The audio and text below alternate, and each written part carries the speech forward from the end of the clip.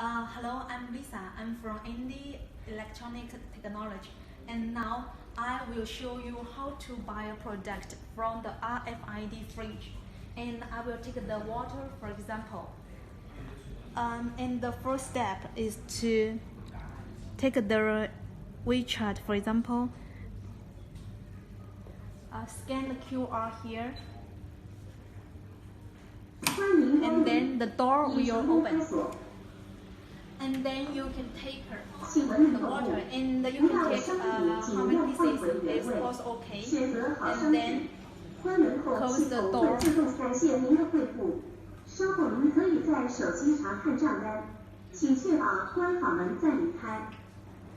And it will deduct from the account automatically.